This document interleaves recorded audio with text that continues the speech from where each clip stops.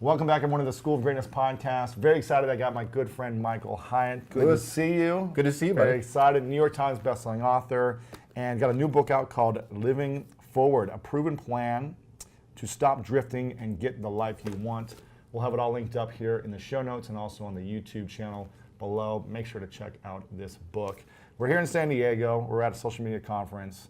And when did I first meet you? Probably like 4 years ago, right? Maybe? Yeah, it was probably about 4 years ago. Yep. Then, of course, you came to Nashville and stayed in my home. Yes. Got to meet my family. That was amazing. That was amazing.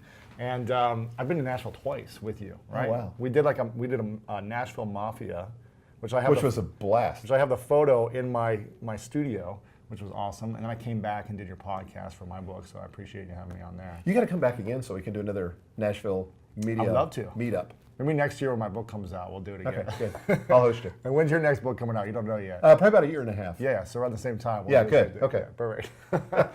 So Michael is an incredible leader in the online space, but you're also a publisher. You had a publishing company for a number of years, Yeah, well, right? I spent my entire career practically in the book publishing world. Most recently as the chairman and CEO of Thomas Nelson Publishers. Yes. But I left that in 2011 to go stake my claim in speaking and online marketing and all that, something I'd always dreamed of doing. Right. And I'm loving it. 5 years, just past my 5-year anniversary doing it. You've blown up. You wrote a book called Platform, right? First one? That's right. And your audience is just blown up. Your blog is, I don't know, probably one of the top blogs in the leadership space. You're getting, what, 500,000 visitors a month, somewhere around there? Yep, about 500,000. You got a huge online marketing course called Platform University, correct? Right. And you just do an incredible job. So Thank you. If anyone wants to learn how to become a leader in this space, follow Michael Hyatt. Now, you've got this book out called Living Forward, and you break it down with asking 3 questions, right? I do. And what are those 3 questions? Okay, before we do that, Yes. can we talk about the drift? Because this sets the whole thing up. A lot of people are in the drift. A lot of people are in the drift. A lot of people. And what is the drift? Okay, so my wife, Gail, we've been married for 38 years. In fact, she's flying in tonight. Can't wait to see her. Yes. But after we'd been married about 10 years, we decided to go on a vacation in Hawaii and celebrate our anniversary, except we were pretty much broke. Right. So cashed in all the airline miles. Right. We got there, we rented a car, got a hotel, but we didn't really have any money left over for entertainment. Yes. But we decided to go snorkeling because the lessons were free. So we took our lessons. They took us out on the reef. Have you ever snorkeled in Hawaii? Yes, but not like far out. Oh my gosh. I mean, it's insane. It exploded. Yes, it's insane. So we said, I saw an eel when I was doing it, and I kind of got scared, so I haven't been out there that would yet. freak me out. I saw like a little eel like hissing at me, so I was like, I'm gonna go back. Well, we found out we could rent snorkeling gear for like $10 for the whole week. So we said, okay, cool. So next morning, we went to the lagoon that was adjacent to our hotel. The water was crystal clear, totally calm. There wasn't another soul out there. It was really early in the morning. And we started paddling around, and it was like swimming in an aquarium. Wow. You know, all the fish, multicolored fish, the seaweed swaying in the sunlight, and we were just totally captivated. Finally, after about 45 minutes, I decided to look up. I went, oh my gosh. We had drifted, got caught in a riptide, and we were so far out to sea. Thankfully, we were together. We were so far out that the hotel looked like a postage stamp in the distance. Scared me to death. Like a mile away or something? Yeah, I don't know. I mean, it's far away. Yeah, far away. And Gail lifted up her head. She screamed. She said, what are we going to do? We had a boogie board, thankfully. I said, we're going to swim like crazy and try to get back. And I didn't even know you're not supposed to swim against a riptide. Fortunately, I think it had gone out by that time. Yeah. But we swam hard for 45 minutes, maybe an hour, pulled ourselves up on the beach, collapsed, and we'd never been snorkeling again till last fall. I mean, it's such a scary experience. It's scary. But this is how most people live their lives. Yeah. You know, they don't wake up in the morning and say, hey, I think I'm going to stop taking care of myself, start eating junk food, get really sick, and maybe if I'm lucky, I'll have a heart attack. Yeah. Or they don't, walk away after getting married and say, I think I'll stop dating my spouse, stop connecting, and end up separated or divorced. That doesn't happen. They drift to that end because they don't have an intention to do anything different. Yeah. And you see it in careers, you see it in health, you see it in marriage, you see it in parenting. And so if this book has a villain, it's the drift. Because living with intention, creating a life plan is the exact opposite. And probably 2% of the people in the world don't fall into the drift. They're living intentionally. Right. They're creating their outcomes. But the main thing is that people never drift to a destination they would have chosen. What do you mean? I mean, You go to somewhere you don't want to be. you're going to go someplace you don't want to be. Yeah. You're going to find yourself. You're not going to land in success when you're drifting. I mean, it might happen, Right, but it's probably very not. unlikely. Yeah. Yeah. Interesting. Yeah, I mean, even the ones at the top 1% who are intentional can sometimes be in the drift for a week or a month Totally. or get off track. I mean, it with happens to something. me. Yeah, happens Yeah. to all of us. You know, where I just, I mean, just recently, I just went through the book promotion here, and so for 6 weeks, that was all I was doing. You were in the drift while you were promoting to not be in the drift. Exactly. Yeah, I mean, so, you know, I wasn't working out like Yes. I normally do. You're having junk food a little bit here and there. I'm you're up traveling late. like crazy. Yeah. Yeah. So, you know, you interesting. just have to get back and dial it back in and swim for the shore and Yeah. get more intentional. Exactly. Interesting. Okay, so for those that are in the drift already, is it too late for them? Absolutely not. Okay. Yeah, that's the cool thing. Yeah, so there's, at any point along the way, you can get intentional. And what Daniel and I advocate in the book is creating a life plan. Yeah. Now, I don't know how much experience you had creating strategic plans, but in the corporate world where I came from, That's all you do, huh? I mean, we'd go off for a 3-day retreat with 70 people. We'd create this huge strategic plan notebook, and it would have timelines and resource lists and Gantt charts and all that stuff. We'd bring it home, put it on the shelf, never look at it again. Right. So that's not what we're talking about. Right. So with a life plan, you're talking about a brief, simple document that you create. You can't outsource it, but it's only about 12 to 15 pages long. Right. But it covers every area of your life, and it really talks about what you envision for a better future. What are the destinations that you want to visit? What does perfect health look like for you? What does a great relationship with a significant other look like? What does your career or your business look like? Right. And so we take you through that process in the book, and that's where the 3 questions come in. Amazing. Okay, so what are the 3 questions? What's the Okay. first one? I thought you'd ask that. Thank you. The first one is, how do you want to be remembered? Now, here's why this is such a powerful question. Stephen Covey said, start with the end in mind. Well, this is like the ultimate of that. This is like the last moment. The last moment. So we invite you to act as if you were an invisible guest at your own funeral. Wow. So there on the front row are your loved ones, you know, your family, behind them are your friends, behind them maybe your colleagues, people you work with, contractors, employees, whatever. And what would they say if they were asked to step up to the mic and give a eulogy? Now, for most people, it's a little scary because probably the people that mean the most to them, they just kind of know that maybe they really haven't been relating to them in the way they want to. And there's a gap between what they would like for that person to say and what they would really say. And so for a lot of people, in fact, the gal we met in the lobby, Sherry, started crying when she was telling me about it. Because she said it was a very emotional experience for her. But here's the good news. You're not dead yet. So what you can do is you can begin to influence those conversations today. Steve Jobs said 2 years before he died, this was almost prophetic. Yeah. He said, death is the single best tool I've ever found for making the important decisions in life. Wow. Because he knew he was going to die, He did. right? He did. And so we take you through these legacy statements where you create these legacy statements in terms of how you want to be remembered by the people that are most significant to you. And it's a powerful, powerful exercise that's designed to do one thing, give you clarity about what's really important. Yeah. Because you can begin to inform those conversations now. And there's always conversations at a funeral. You know, you're talking about the deceased, you're talking about what they meant to you, what was the legacy of their life.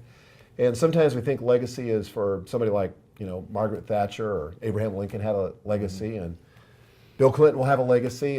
But the truth is, all of us are going to have a legacy. Yeah. The only question is it going to be a good one or a bad one? What's the mark that we're going to leave in the world? So back in 2005, my father-in-law died. He was an Air Force colonel, had lived an incredible life, left behind this great legacy and his 5 children, including my wife, who was the youngest. And he and I were very close. He meant the world to me. And so he had this full military funeral where the jets were flying over and 21 gun salute, all that stuff. I don't think they do that anymore. That's emotional. But it was very emotional. The flag on the thing and everything. Yes, Oh my presented gosh. it to my mother-in-law. So then, fast forward to at the end of the funeral, we go back to my house, all the relatives there, all the friends, and we're hauling out these photo albums. And we're just telling these stories. You know, we're laughing, we're crying, and we're talking about what he meant to us. Yeah. And it dawned on me, we can begin to engineer those conversations today Yeah. by being intentional in the relationships that matter most. And so that first question is really powerful. How do you want to be remembered? Go to the end of your life, get clarity, because the truth is we're not going to live forever. And that's kind of I know it's Technology can't advance that. well, hopefully we're going to live longer, yeah. but probably not forever. Yeah. Maybe in like a couple thousand years, someone will figure out a way to make us live a few hundred years. Forever. Who knows? Yeah. Forever. Who knows?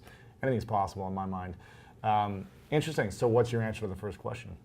Well, my answer to the first question, because I've written down these series of legacy statements, Yes. and I'll just tell you a few of these. Like I talked about Gail. Here's what I said about her. Here's how I want to be remembered. I want Gail to remember how I loved her, understood her, pursued her, and helped her accomplish her dreams. I want her to remember specific times that we shared together, times we laughed, times we cried, times we spent discussing things that were important to both of us, and times we just held one another and watched the sunset. Here's another one. This is one for my followers, because you and I, have followers in social media, and I actually wrote a legacy statement about those. Wow. So I said, I want them to remember my transparency, authenticity, and generosity. I want them to remember how I exceeded their expectations and gave them compelling, life-changing content and resources.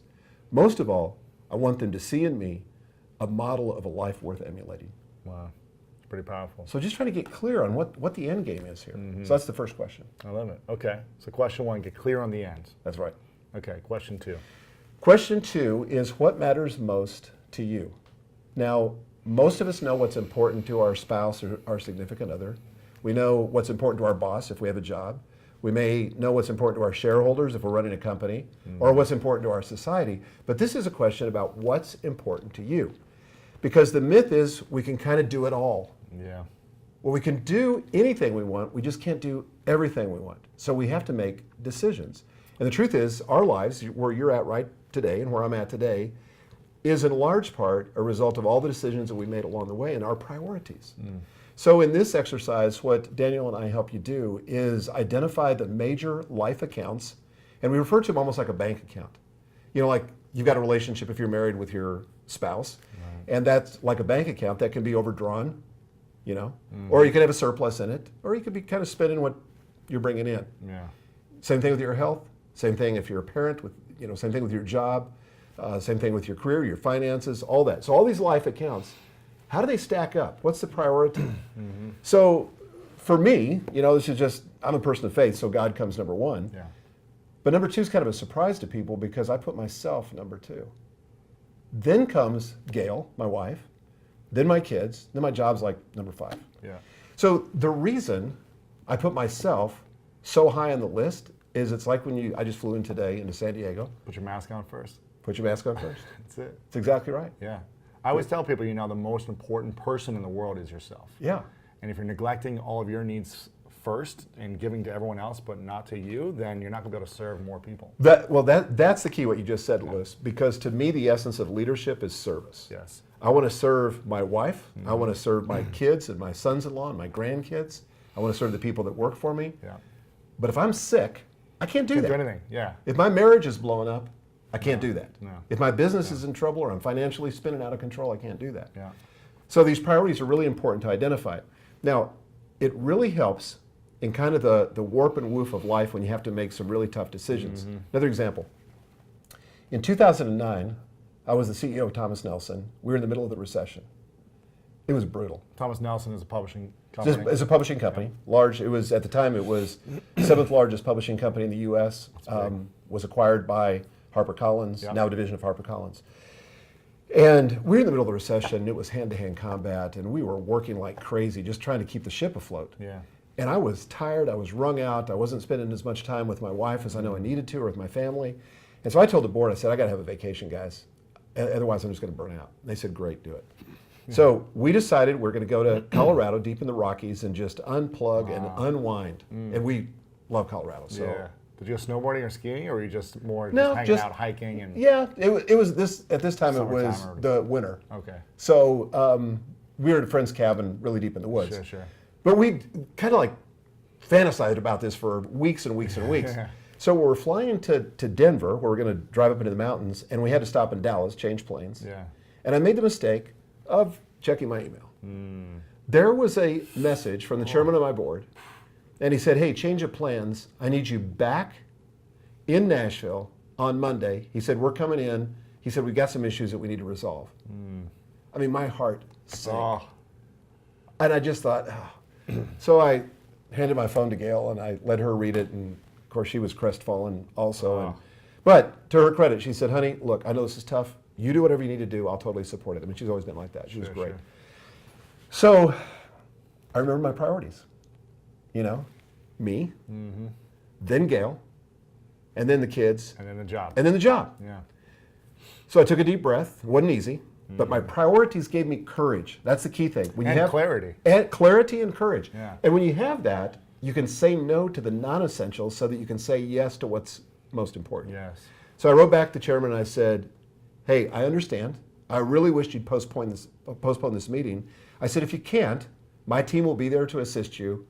I'm going to Colorado as we discussed. See you when I get back. Wow. So I left. So I got back. I didn't check my email, but I got back from the end of that trip, and I checked with my CFO when I got back. I said, hey, did the guys come in? You know, they came in from New York. And he said, yeah. I said, what was the meeting about? He said, I don't know, but we totally could have handled it by email. Oh my gosh. It was like a nothing No meeting. big deal. Yeah, yeah. No big deal. And I almost scuttled a much needed vacation. But see, when we have priorities, we can distinguish between the urgent and the important. And sometimes the urgent shows up like it's important, but it rarely is.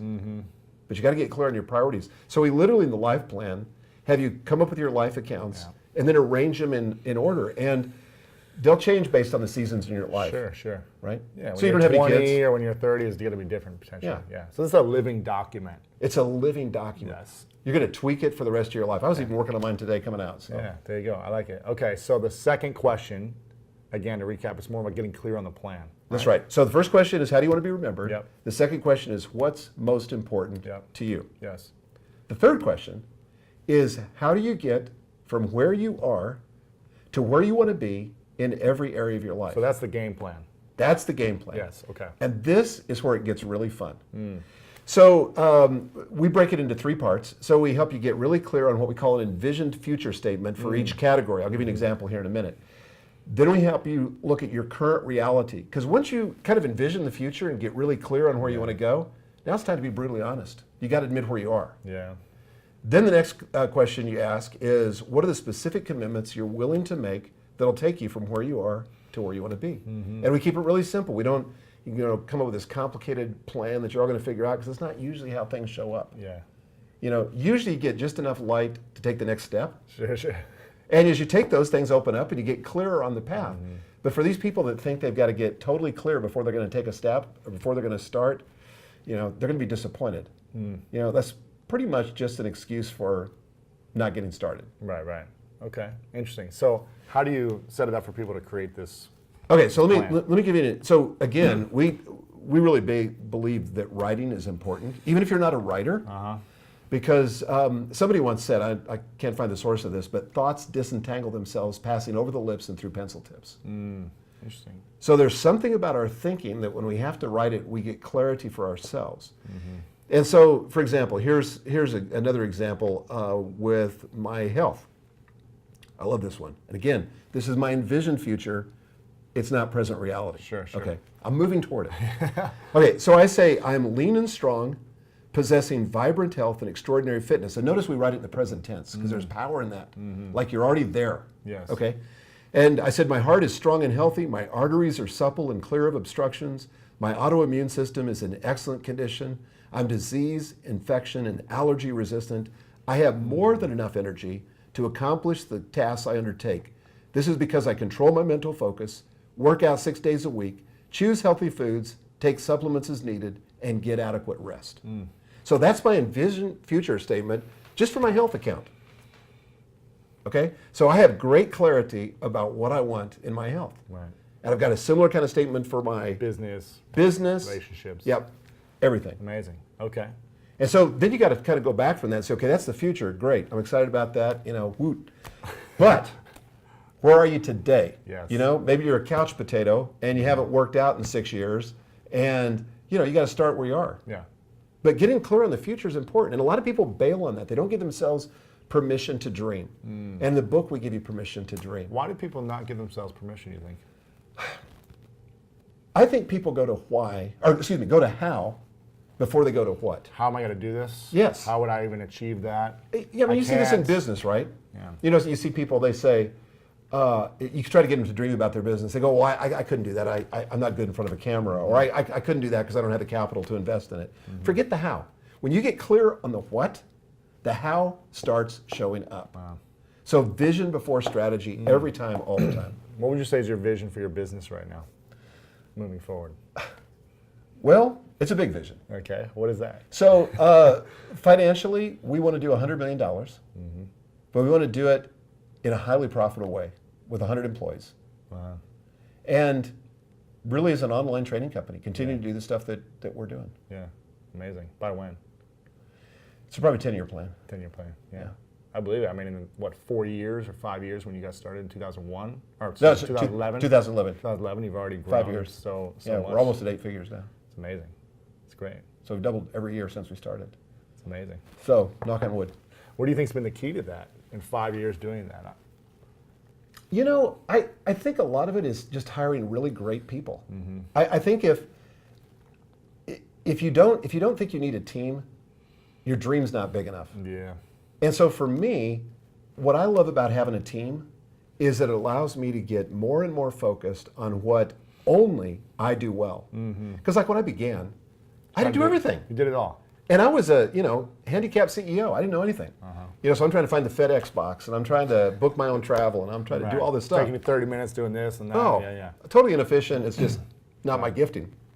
Today, because of all these people helping me, I'm able to focus on the three things that I do best, which is create content, deliver the content, and be the visionary for the company, kind of create the picture for the future. Yeah. And if it's not that, I don't get involved. Somebody else does it. And also building relationships probably, right? Yeah, building relationships is key too. Okay, interesting. And what do you think? People try to just do too much? They don't focus on their core 3 or 4 things that they do well? Yeah, well, I think what happens to a lot of guys is they kind of see the dream and become a successful solopreneur. Yeah. But they choke when it can comes never time really to hire people because it's too much risk. That's interesting because I'm building my team out right now. We've got about 10 people, half here in LA and half around the country. And it's a challenge bringing new people onto the mix and then training and then just connecting as you grow. How did you learn? I guess you were a CEO of a bigger company already, but if you're a solopreneur and you're trying to grow into having 5 people on your team or 10 people, how do you learn that skill to manage the team? Yeah, well, part of it is get all the education you can. Read the books, read John Maxwell on leadership. Get all the training you possibly can. Be humble and honest. Hire a coach. I mean, I'll tell you, I really believe in coaches. Yeah. I think you can go further faster with a coach. You can avoid making your own mistakes by learning on somebody else's mistakes. Yeah. And so that's one of the key things. I believe in a coach too. I use a coach for a lot of my speeches. Before every speech, I call my coach. And I just feel like I get so grounded and clear on the intention of what I want to create. And objective feedback. Yes. And I feel like, man, I always think after the speech, wow, I did a really solid job. And if I didn't have the coaching beforehand, I don't think I would have done as well. Yeah, because you don't see things that the coach can see. I'll give you a good example. When I was the CEO of Thomas Nelson, I had this great executive coach by the name of Eileen. Brilliant. She gave me some of the best stuff I've ever learned. So one time she's sitting in a financial review meeting where all the divisional managers are coming and they're presenting their numbers for the last month, how they did. So at the break, she calls me aside. She said, "Can I talk to you for a minute?" I said, "Sure." She said, "Are you pissed off?" And I said, "No." She said, "Well, you might want to tell your face." Wow. And I said, "What are you talking about?" And she said, "You never smile." She said, "It's intimidating." And when people are intimidating, they're not going to be forthcoming. They're going to be hiding stuff. And there's just not going to be the trust you need. Yeah. She said, "You've got to smile." Wow. Now you smile all the time. And now I smile all the time. You got a great smile. Yeah. Interesting. Okay. But that's the kind of thing you get by having a coach. Yeah. So but I do think that the place that people get stuck as business developers or business owners is it is some risk hiring somebody, right? Am I going to hire the right person? Am I going to be able to cover the overhead? I don't want to build the overhead too big too fast. And all that I get is an art. But almost every time I've hired somebody else, if I've done the timing right and I've really thought through the plan, my income has gone up. It pays off. Because I can keep getting more narrow in my focus and really stay in my unique ability. That's interesting. What would you say are like 2 or 3 things you do every single week with your team or every month that is essential in creating better unity and moving things forward? Yeah, well, a couple things. One is that I meet with my team once a week. So my Whole direct team? No, just my direct reports. Okay. So, and then all of them are meeting with their direct reports. Sure. So we've installed in our company something called the 4 Disciplines of Execution. You familiar with that? No. Dude, Yeah. Tell me. it's What- the bomb. Yeah, they call it 4DX, with Okay. 4 Disciplines of Execution. So you come up with, at each department, your wildly important goals, your WIGs. And everything is built around that. And they talk about the difference between lead measures and lag measures. So there's leading measures that tell you, kind of predict the future. But like when you get your financial statements that tell you what happened last month, that's a lag measure. It's already happened. You can't Yes. influence it. But a lead measure that's telling you, for example, how many leads you're generating or how your conversion is, that's a lead measure. And you want to focus on that. But the book is fantastic. So we have those meetings in the company every week with all the employees. I meet with what I call my executive team. I mean, it's not that big, but once a month to go through the financial statements. And I really want everybody to be good at financial management so we stay out of trouble. Yeah. And we're looking at, for example, at a 16-week cash flow, what the futures. So if we can spot problems in advance, we can fix them. Keep the ox out of the ditch that way. I love it. What are you meeting with the team at all? Are you guys Yeah, doing so a we group meet- call as well, or do you guys? Yeah, well, check- I mean, there's just a lot of interaction. I mean, I especially interact with our content day. team and all day, and we're in Slack, Right, so right. all over that. We do meet as an entire company once a quarter, and I do training on that, leadership training. We also go through the financials, because every person in our company gets a bonus based on the performance of the company. Really? Yeah. So the whole company knows everything that you're making, everything that's coming in. Exactly, because their bonus is pegged to that. We don't have any caps on the bonuses, so Right. as high as the company can make money, they can continue to make bonuses. That's great. And why do you keep writing books? You've written 8 books now, is that Yeah. right? Why do you continue to write them? What's the value in writing books in your mind? I don't lead generation. Well, actually, it's a couple things. That's a main thing, but it's also establishes your authority. I mean, you've seen this with your own Yeah, book. it's been a game changer. Total game changer. There's nothing that credentials you in this culture. Not a PhD, not a hit movie. I mean, that's going to come and go. Right. But you write a book, and all of a sudden, you're somebody. Right. People really respect that. Now, are you still someone today when everyone's writing a book and everyone's self-publishing? You're Totally. still There's still a mystique about that. really? Yeah. Huh. Yep. Okay. And so for me, I mean, I've got the next 5 books mapped out that I want to do. Really? Yeah. And right now I'm just telling you before we started, Yeah. we're about to go shop a 3-book deal. 3-book deal. Yeah. So my plan is to release, and this will be, the first one won't be out for 18 months, but to release a new book every year. Why every year? Is that too much? Because I got a lot of books I want to write. Wow. Okay. That more than that would definitely be too much, and that's kind of borderline too much. But Yeah. Interesting. Can you say what they are? The ideas? yeah. So my next book is going to be a book around goal setting. I've got that course, 5 Days to Your Best Year Ever. Yeah. And so I'm doing a book called Life Score, and You came up with a test called that too, right? yeah. So we did an Smart. assessment that just Yeah, it blew up. right? And so people want to know what their number is. Interesting. And then how do you move the number? So that's going to be the next book. Then I'm doing a book on productivity. After that, I'm doing a course on productivity this summer. Wow. And the tentative title on that's called Free Time. Because we're not going to try to help you do more. We're going to try to help you do less so Right. you can live more, Right. right? I like that. And then the third book is going to be a book, the working title on it's called The Intentional Leader, but it's just a book on leadership. Interesting. Going to John Maxwell. Yeah, I like it. yeah. Doesn't he have a book called Intentional Living? His last does. book? Yeah. So intentional Yeah. leadership. But my company's been called Intentional Leadership. Right. Long before his book came. Exactly. Yeah. It's great. Who do you look up to the most, or who do you watch like pretty closely that you're like, wow, they're just doing a great job with what they're doing in this space? Other than you? Other than me. Yeah. Well, John Maxwell He's on crushing. leadership is just amazing. He's crushing. He's a good friend. Yeah. And I published him in Thomas Nelson for more than a decade. But I look to I think Pat Flynn is killing it. I just love the consistent quality of the content. His book, Will It Fly? Incredible. You read that? Yeah. I skimmed it. Yeah. I bought 10 copies of it and gave it to all the guys in my Yeah. mastermind. That's great. But yeah, I mean, Tony Robbins, Tony constantly inspires me. What about someone not in this space? Just someone in general who's like building a brand. Maybe it's not an online brand, but just building a brand that you're like, wow, they're just doing a great job. Maybe it's a celebrity or politician or someone in a different space. You're like, man. I can't think of one. Can't think of one? No. Sorry. That's okay. It's okay. What is the biggest challenge for you right now in your business? I think the biggest challenge is to not overcommit on my time because I've got so much stuff I want to do. Yeah. And So many opportunities, right? there are. And I think that scarcity shows up for me in kind of a funky way, and it's like there's not enough time. So I've got to do it all this year. Yeah. And my team keeps saying, there's plenty of time. Yeah. Slow it down. Let's just really focus. The thing I don't want to do either, I want to build a company that doesn't swallow people whole. What do you mean? Just I takes mean, over I their want, life? yeah, they have a life. Yeah. So I want for my people, I think my success is measured not in how big my company gets, but whether I create an environment for the people that are working in it so they can have work-life balance. They can realize their own dreams, their dreams with their family, their dreams for their own careers. Yeah. And if I can't help them do that, I want to help them move on to someplace else that can do that. That's good. Who was the most influential person in your life growing up? Strangely, my dad.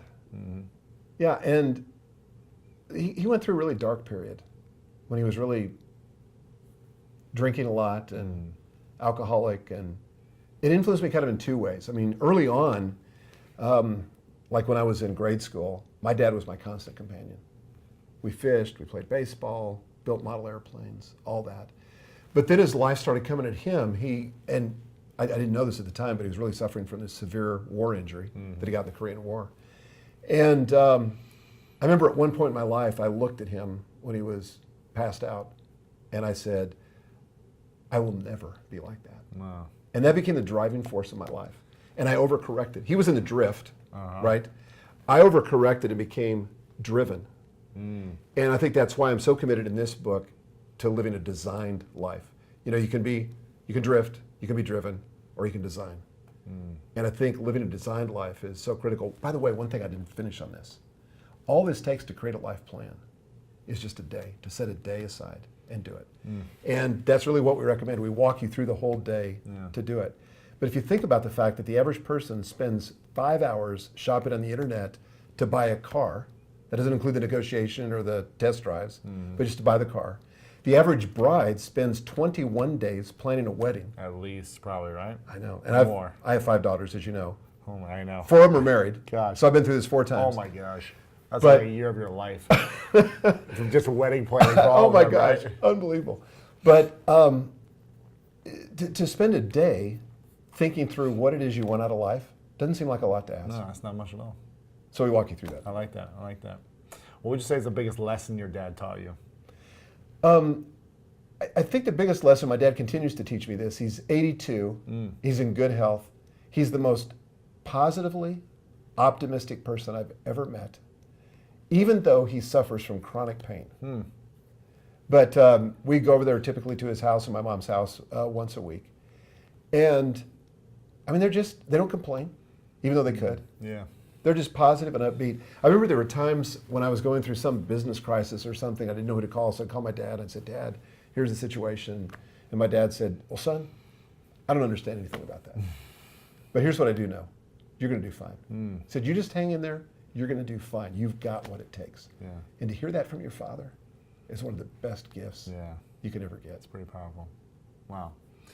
What about when you were a CEO of a publishing company? What was the biggest lesson you learned through that process of being a CEO?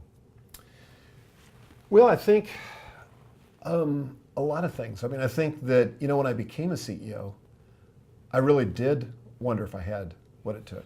I had 650 employees. Oh my gosh. We were doing $250 million a year. Wow. A lot of pressure. And, you kind of have to put on the face of confidence, like you know what you're doing. But you go home at night, and in the darkness of the What night, am I doing? you're thinking, it's only a matter of time before they figure out, I don't know what I'm doing. But I've spoken to CEOs all over the world. All CEOs feel that way. Really? Yeah, the ones that don't are the ones you need to worry about. But most people that are in positions of significant leadership have that kind of self-doubt. But the good thing about it is it keeps you humble. Yeah. And it keeps you hungry. And it keeps you alert. And so after a while, I learned to embrace it. Just go, you know what? This is good. This is kind of how my body set up. It's kind of like when I do public speaking now, and I always get nervous before I speak. Do you get nervous? Yeah, sometimes. Less nervous now than I used to, Yeah, for sure. I've been, the book tour really helped me get over a lot of it because Yeah. I just did a speech after speech after speech, so I kind of felt like, okay, I got a lot of the nerves out. But if I don't speak for a few months and I get a big speech again, it's like, ooh, I forget what this is like. You know? Yeah. And so, you know, I kind of had this mantra that I rehearse to myself before I go up on stage. In fact, I got several of them, but one of them is just, this is my body's way of preparing me for peak performance. Feeling the nerves. Yeah, feeling the nerves. I'm just like, I've learned to embrace it and just go, oh. Get ready. That thing's showing up again. Yeah. And so now I kind of reinterpret it as being excited. Now, you know, occasionally that didn't work. Yeah. But most of the time it does. Okay. And what about from the last 5 years? What's the biggest lesson going on your own, not having this big company behind you, but starting kind of from scratch and a new phase of your life? What's the thing, the lesson you've learned? I think that there's always more. There's always another level you can go to. Because I really thought, I remember when I first started, I thought if I can just get my company to $1 million a year. And then, you know, you hit that mountain and you realize, oh my gosh, there's a whole mountain range over there. Right.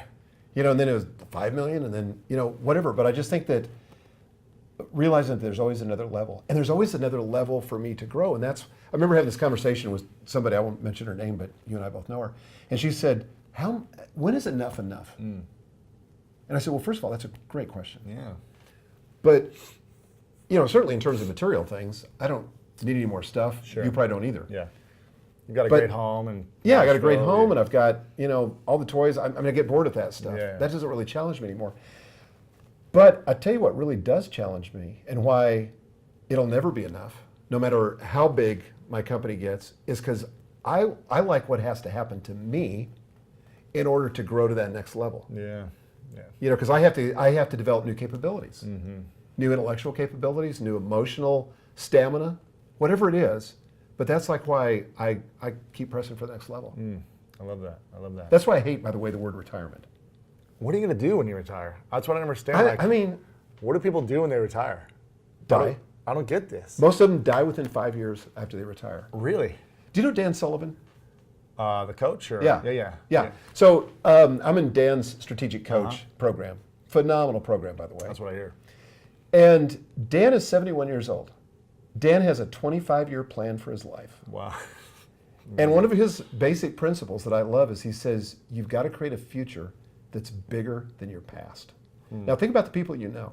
There's people that you and I both know that their past is bigger than their future. Yeah. It's like they're still living in the glory days.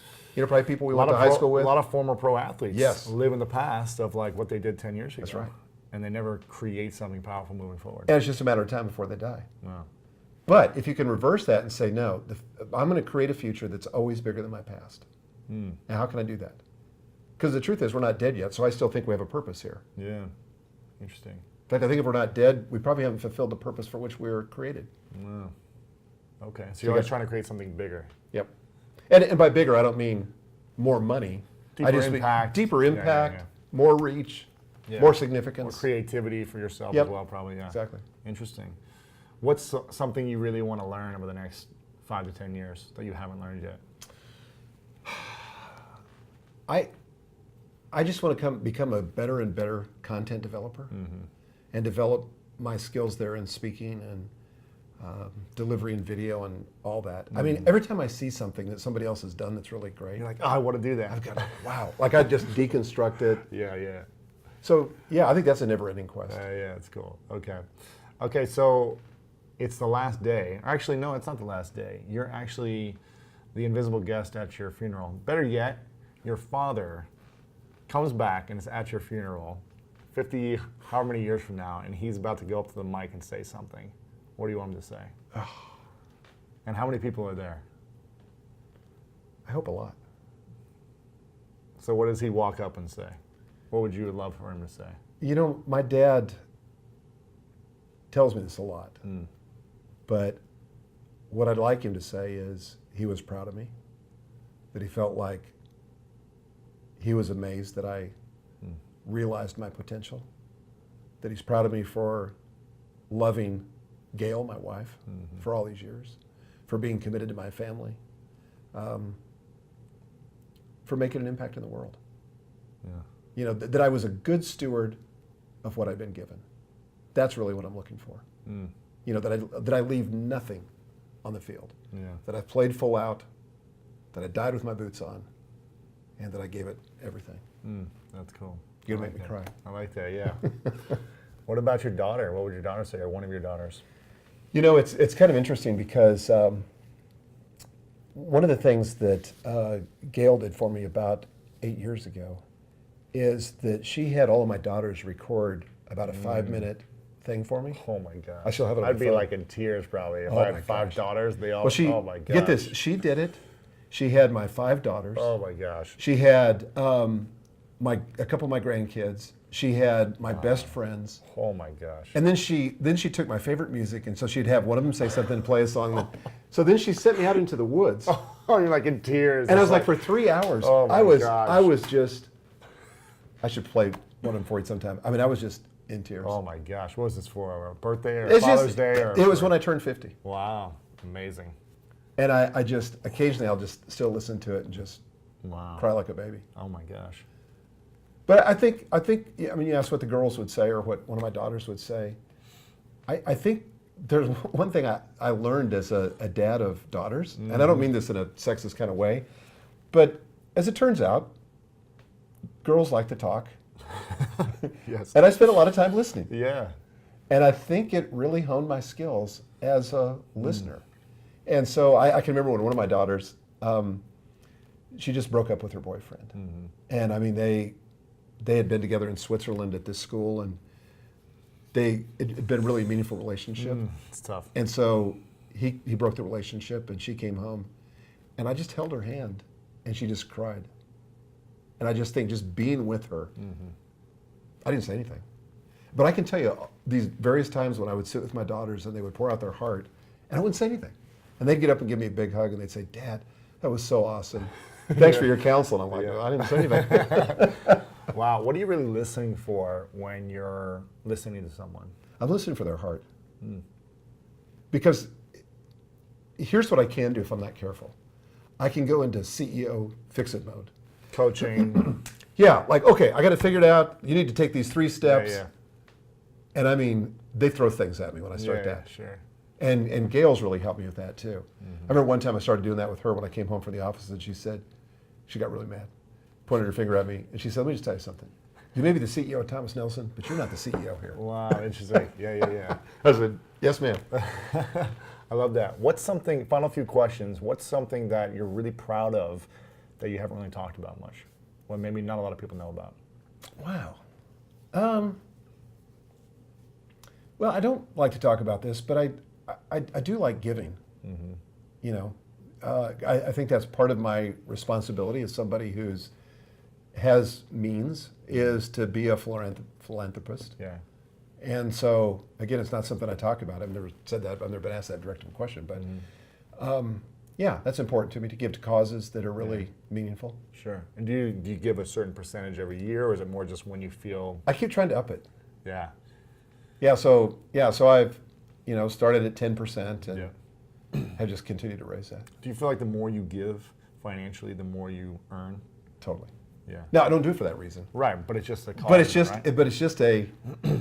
It is a kind of an interesting thing that happens. Right. Every really, Tony Robbins, he said that Yeah. when he does that, When he was on always your show, I makes heard more. Yeah, he always makes more. And a lot of people say that like the key to actually generating wealth is giving wealth away. Yeah. So. Yeah, I mean, my own philosophy is again, I'm a person of faith. I just think God is extravagant in what he's given to us. And he's constantly giving. Yeah. And so I want to be that kind of person that's constantly giving. And, mostly behind the scenes, but I love the thought of that. If you could have one word tattooed on your forehead that was reversed, you saw in the mirror in the morning, or every time you were in the mirror, you had to get a tattoo, what would the word be? Or phrase? Yeah. Well, it's kind of cliche because of everything we've been talking about, but it's be intentional. Design your future. But I think just be intentional. That's cool. I like that. Okay, this is the last couple questions. Again, it's the last, since you brought the whole funeral into this, since your last day and you're about to pass, this is 50, 60 years from now, you're about to pass, everyone's there, they're all happy and joyful moment, and every book you've ever written is erased. All this stuff is deleted. They've created your courses, everything. And your great-great-great-grandson or granddaughter comes and says, we have a piece of paper. You just write down the 3 things that you know to be true about your life and your experience. The most important things. We can't have access to any more of your books. We don't know the life plan. We don't know all these things. But what are the 3 most important things? And that's all we'll remember you by from these 3 things that you write down. What would you say? No pressure. No pressure. Yeah, sorry. Well, this is something I've said before, but I want to say it. It's not. It's this. It's you're not as smart as you think you are, but you have more potential than you can possibly imagine. So I think it's really important to stay humble and aggressive. Be an aggressive learner. That's probably the second thing, if it's not encapsulated in the first one, is just commit yourself to lifelong learning. I think that's the thing I saw in my father that was so impressive. My dad's always been the kind of guy, he joined the Marine Corps when he was 17, didn't finish high school except by GED while he was in the military, but has always been an incredibly aggressive learner. So if he decided he wanted to learn something, he'd go buy all the books and just start pouring through them. Yeah. And I saw him do that time and time again. So I think be an aggressive learner. And I'd say the third thing is make it your life goal to love well the people that matter most. Because at the end of the day, I mean, that's what people are going to be. Yeah. They're right. That's it. So nobody says, everybody points this out, nobody says, gee, I wished I'd spent more time at work. Yeah. Or I wished I'd written one more book. Or made more money. Can't take it with you. No, you can't. Yeah, I love that. That's good. Three truths. What are you most grateful for in your life recently? I just think the privilege of living at this time, at this moment, where we have things like the internet. It's amazing. Where we can build these businesses, have the kind of freedom to create the life, design the kind of lives we want. I just think it's the most amazing time. Yeah. I wonder, will they be saying this 100, 200 years from now? Probably. Who knows? But it's just, I just feel so grateful for that. That's cool. Before I ask the final question, I want to make sure everyone goes and gets the book, Living Forward, and you go to michaelhyatt.com to get all the information there, subscribe to your newsletter. Where are you hanging out the most online for people to connect with you personally? Probably Facebook today. Yeah, facebook.com/Michael Hyatt. There you go. Awesome. And before I ask the final question, I want to acknowledge you, Michael, for your incredible intentional leadership, because, again, I've told you this many times before, that you are like this, the top person I think of when I think of integrity and being intentional and grounded. And you're such a symbol of inspiration, I believe, for me and for so many people. I mean, just the person, Sherry, who we met in the lobby here, just so many people love what you're doing. It's because you live such a great life and you're a great example for the rest of us. So I want to acknowledge you for your constant ability to learn, to grow, and to give unselfishly to so many people. Wow. So I appreciate that. Yeah, Thank you. Of course. Final question is, what's your definition of greatness? My definition of greatness is somebody who makes a huge contribution in the lives of others, somebody who actually stands for the greatness of other people, and somebody who's persistent and won't give up on other people till that greatness is manifest in them. And I think all of us need somebody like that, somebody who will stand for that when we're in a dark place, when we're wondering if we've got what it takes, but somebody that can stand for us and say, you know what, I believe in you, Lewis. I'm standing for you. Michael Hyatt, thanks so much for coming on. Appreciate it. Great to be with you. Yeah. Hey guys, thanks so much for watching this video. I really appreciate it. And if you enjoyed this video, then make sure to subscribe to my YouTube channel. You can do that by clicking right here to subscribe, because each week we come out with awesome, epic, and inspiring interviews and messages and videos just for you. So click subscribe right here to get notified of new videos every week. Also, if you enjoyed this specific interview, we've got a lot of great interviews like this that are uplifting and inspiring. So click right here to watch the previous interviews, because the people I've had on are pretty cool and epic as well. So click here to watch previous interviews. Click here to subscribe. I love you guys, and I'll see you very soon.